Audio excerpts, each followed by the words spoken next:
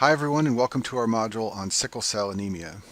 Let's start by briefly reviewing the causes of normocytic anemias. Normocytic anemias are anemias where the MCV is normal between 80 and 100. You can develop a normocytic anemia if you have underproduction of red cells from the bone marrow. These are called non-hemolytic normocytic anemias, and we'll talk about these in other modules.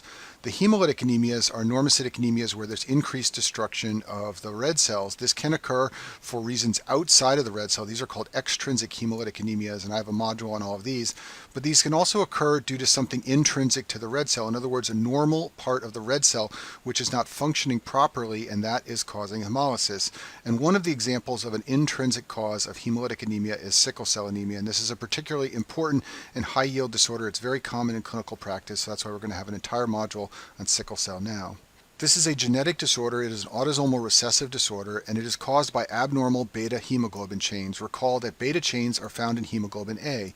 Hemoglobin A is made up of 2 alpha chains and 2 beta chains, and this is the most common type of hemoglobin in the adult. It makes up 95% of adult hemoglobin.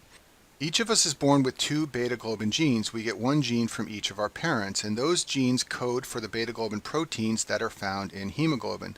The root cause of sickle cell anemia is an abnormal beta globin gene. Specifically, children born with sickle cell anemia have a single base substitution at the 6th codon of the beta globin gene. Recall that genes are made up of DNA which contains nucleotides, and nucleotides include a base. In sickle cell anemia, a base that is supposed to be adenine is changed to thymine.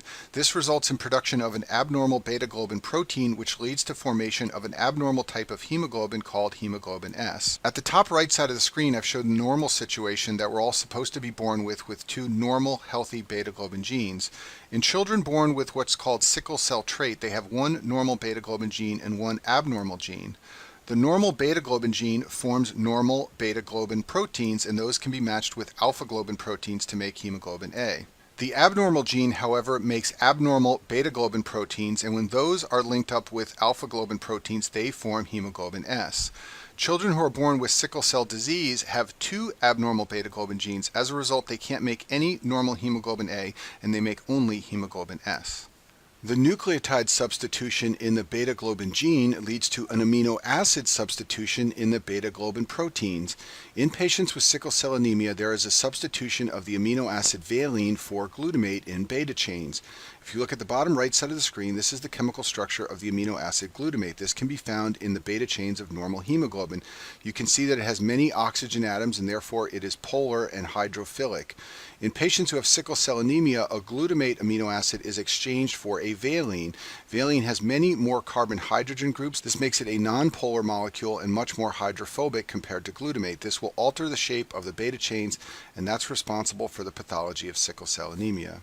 By way of review, there are 3 types of normally occurring hemoglobin. Hemoglobin A is the most common type in the adults. It's 95% of our hemoglobin. It's made up of 2 alpha and 2 beta chains. Hemoglobin A2 is the less common adult type of hemoglobin. It's usually less than 5% of our hemoglobin. It also has 2 alpha chains, but it has 2 delta chains instead of beta chains. And then finally, fetal hemoglobin has 2 alpha chains and 2 gamma chains. So the beta chains are only found in hemoglobin A, and this is where all the problems are going to result in patients who have sickle cell anemia. In addition, be aware that when patients are in utero and at birth, they have lots of hemoglobin F around. They are not producing many beta chains until a few months after they are born. Therefore, the signs and symptoms of sickle cell anemia usually are not a problem in utero or at birth. The problem with hemoglobin S is that when it becomes deoxygenated, it becomes insoluble, and the hemoglobin molecules will stick together and polymerize anytime the oxygen tension is low. Polymerization can also occur in settings like dehydration and acidosis, and as we will see later, these things can lead to an exacerbation of the symptoms of sickle cell anemia. When the hemoglobin S polymerizes, the red blood cells form crescent shapes in the peripheral smear. This is a picture of sickle cells shown in the screen.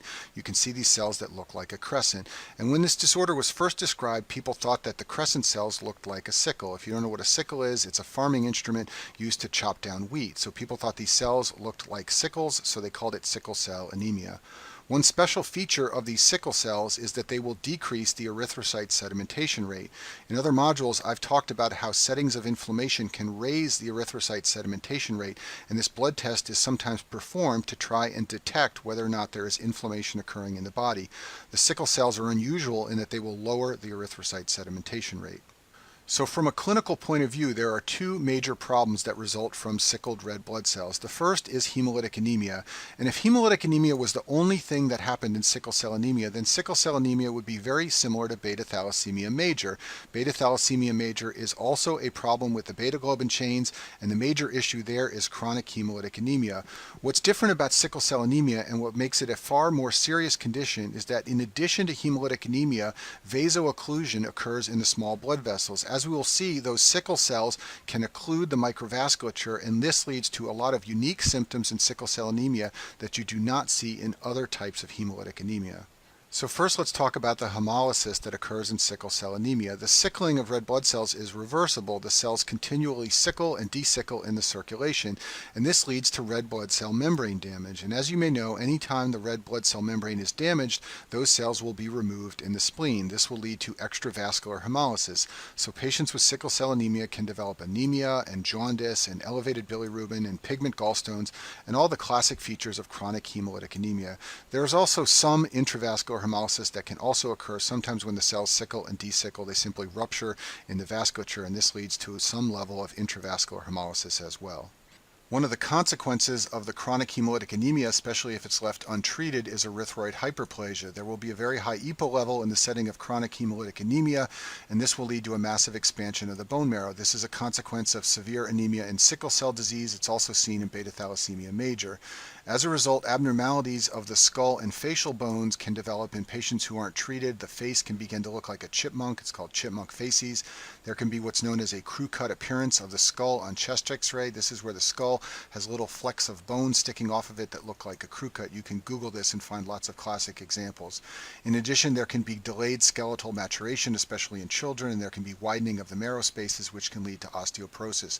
All of this is the result of expansion of the bone marrow if the sickle cell anemia is untreated. Another consequence of the chronic hemolysis is that these patients can be in great danger if they become infected with parvovirus B19. This is a virus that infects red cell progenitor cells, and it can lead to a severe drop in the red blood cell count called aplastic crisis in patients with sickle cell anemia. These patients are highly dependent on their bone marrow given the chronic hemolysis. So if the bone marrow becomes impaired by a parvovirus B19 infection, this can lead to an aplastic crisis where the red blood cell count gets very low. An aplastic crisis after a B19 infection is also seen in spherocytosis and thalassemia and other disorders where there's chronic hemolysis and patients are highly dependent on their bone marrow. So now that we've talked about the hemolytic anemia side of sickle cell disease, let's talk about the other important feature of this disorder, and that is vasoocclusion. Those sickled red blood cells can occlude the microvasculature, and this leads to a number of the unique features of sickle cell anemia that are not seen in other types of chronic hemolytic anemia. The occlusion of the microvasculature can affect any organ. You can read about sickle cell anemia affecting the heart and the brain and any type of tissue that you can think of. What I'm going to focus on in the next few slides are the classic clinical manifestations of sickle cell anemia, which includes all of these items I've listed on the screen right here. The first classic manifestation is dactylitis. This is pain and swelling in the hands or feet as a result of occlusion of the microvasculature of those tissues. The fingers can become swollen and can look like sausage digits. This is a common initial symptom among children. This is sometimes why they are first brought to medical attention, and the workup ultimately leads to a diagnosis of sickle cell anemia. Another classic feature of sickle cell anemia is avascular necrosis. This is bony collapse, and this commonly affects the femoral head because the sickle cells occlude the vasculature at the femoral head. This is a picture of a femoral head. You can see how it's jagged and degraded along this portion I'm marking with my pen. That is the result of avascular necrosis. You can also see this for unclear reasons in long-term steroid use. The two classic associations of avascular necrosis are sickle cell anemia and long-term steroid use. Another classic feature of sickle cell anemia is the development of pain crises. These are episodes of acute pain. They're sometimes called a sickle cell crisis, where patients develop the sudden onset of pain. If you train in a place where there are patients with sickle cell anemia, you will meet many of them in the emergency room and in the hospital for treatment of these acute pain crises. This is the most common type of vasoocclusive event. This can affect any part of the body, so they can have occlusion of the microvasculature in their abdomen, in their bones, in their joints, in their soft tissue, in their fingers, fingers and toes. Swollen hands or feet are especially common in children, as we talked about before, so they will present to the emergency room with severe pain, and what's happening is that they are having an exacerbation of the vaso-occlusion that occurs as part of their sickle cell anemia. The treatment is to hydrate these patients because dehydration can lead to sickling of cells, and also administer pain medications. And because of these recurrent episodes of pain medications, many patients with sickle cell anemia become dependent on narcotics, and that's a major issue in managing patients who have this disorder. One of the classic hallmarks of sickle cell anemia is splenic failure. Vaso-occlusion in the spleen leads to repeated splenic infarctions, and this leads to what's known as functional asplenia. So even though these patients still have their spleen, they behave as if they don't have a spleen. That's called functional asplenia. Early in the disease, the hemolysis can lead to splenomegaly. There can be hyperplasia of the macrophages, and the spleen can become enlarged. However, as the disease progresses and vaso-occlusive episodes occur, the spleen becomes infarcted, and fibrosis and atrophy will develop, and therefore the spleen will stop functioning. And a classic finding in the peripheral smear of patients with sickle cell anemia, in addition to the sickle cells, is the presence of Howell-Jolly bodies. This is a picture of one shown on the screen, and these are found in the peripheral blood smear of patients who lack a functional spleen. Because patients with sickle cell disease have functional asplenia, they are at increased risk for infections by encapsulated bacteria. Your spleen is very important for clearing encapsulated bacteria from the bloodstream. So patients with sickle cell disease can get very sick and even die from infections with strep pneumonia and H. influenza. These are both encapsulated bacteria, and they can lead to bacteremia or sepsis, especially strep pneumonia. This is a common way that patients with sickle cell anemia can die. And for this reason, it's very important to vaccinate patients with sickle cell anemia against these two encapsulated bacteria. Another unusual infection that patients with sickle cell anemia can develop is osteomyelitis from Salmonella species. The infarcted bones in this condition are ripe for infection, and Salmonella is an encapsulated bacteria. Now, usually osteomyelitis is caused by Staph aureus, but among patients who have sickle cell anemia, Salmonella is the most common cause, and that's believed to be because it's an encapsulated bacteria, and these patients are functionally asplenic.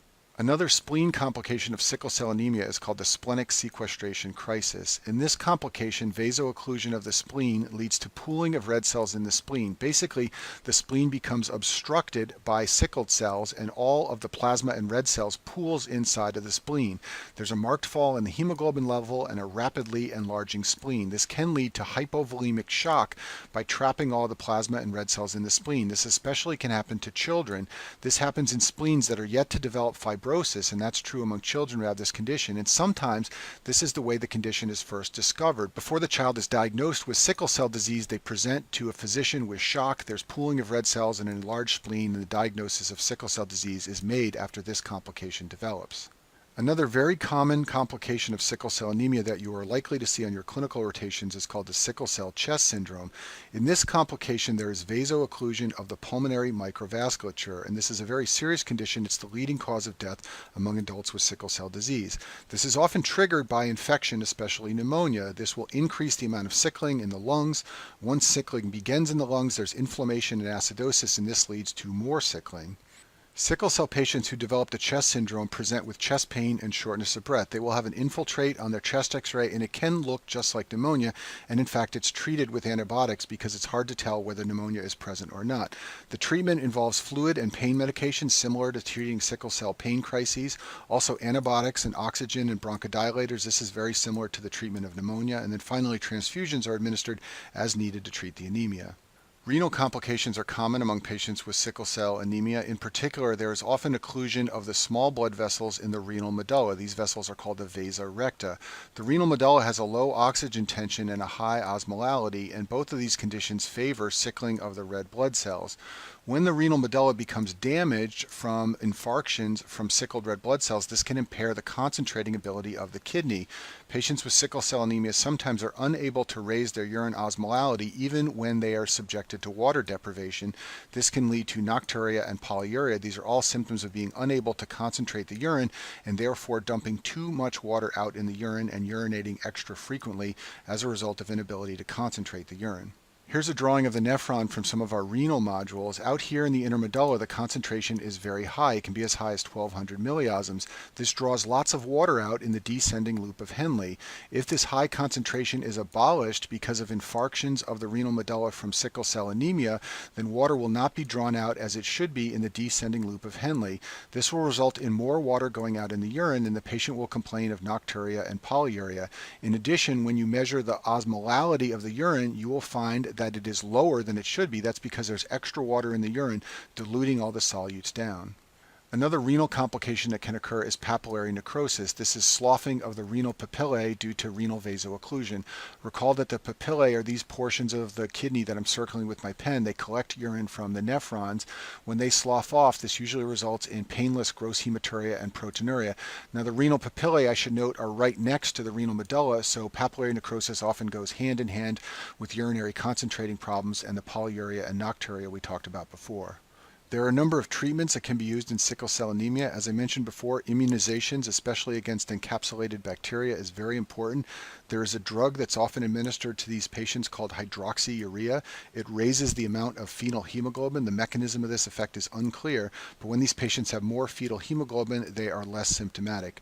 Transfusions are often administered, but iron overload may develop just like it does in other chronic hemolytic conditions where patients receive repeated blood transfusions.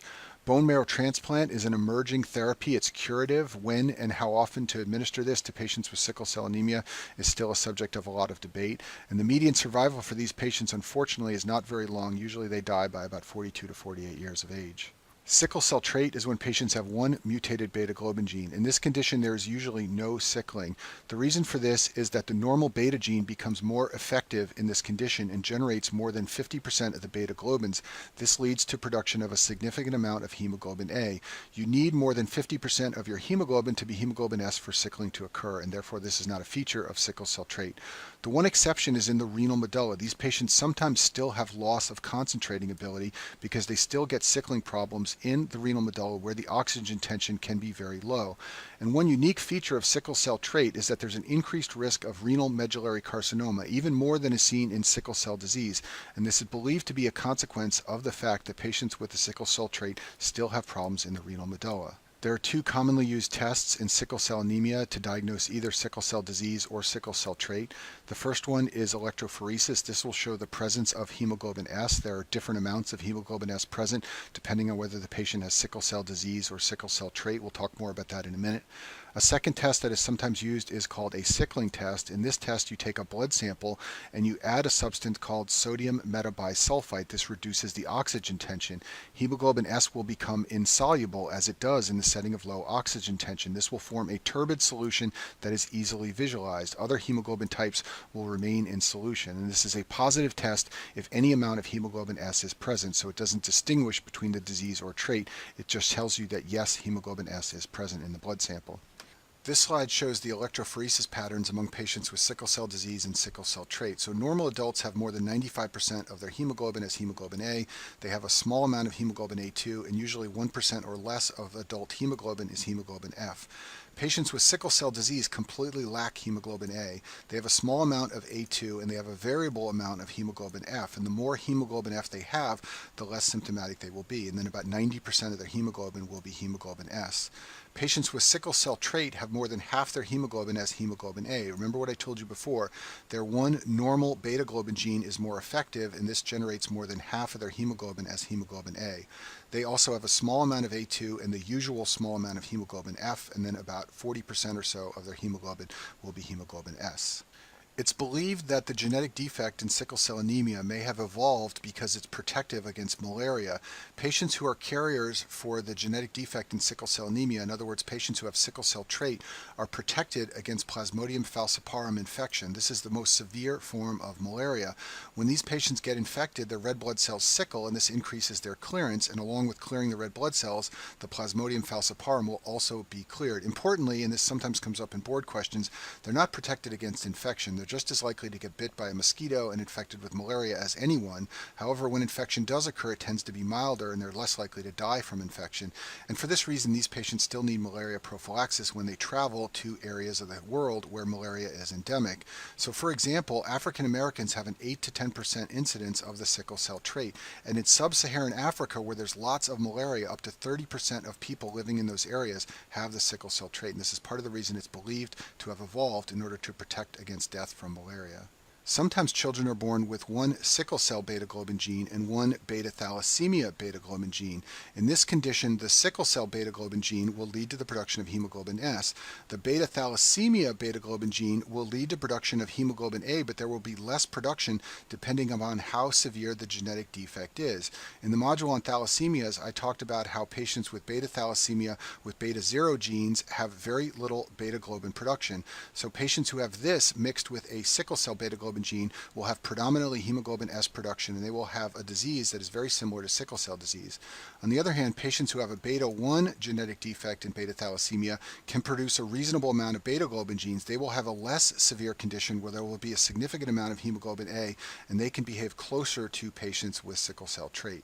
The last topic for this module is hemoglobin C. This is a rare mutation of the beta gene that is different from the mutation in sickle cell anemia. In this condition, glutamic acid is replaced by lysine, not valine. Let's look at the bottom of the screen. This is the structure of glutamate or glutamic acid, and in hemoglobin C, it is replaced with lysine, not valine.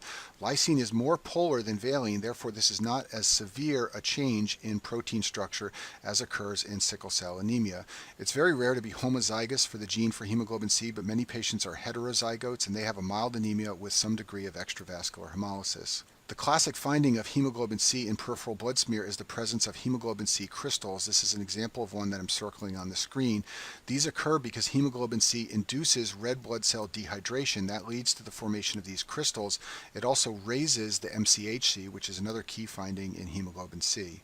As I mentioned before, homozygotes for the hemoglobin C mutation are very rare, and heterozygotes usually have a mild anemia and do not have sickling.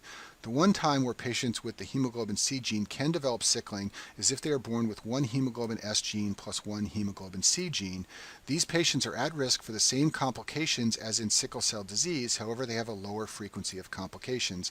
This is sometimes referred to as hemoglobin SC disease to distinguish it from hemoglobin SS disease, where patients have two copies of the sickle cell anemia gene. Patients who are said to have SS disease have a more severe disease course and a higher frequency of complications. Patients who are said to have hemoglobin SC disease have a less severe disease syndrome and less frequency of complications. And that concludes our module on sickle cell anemia.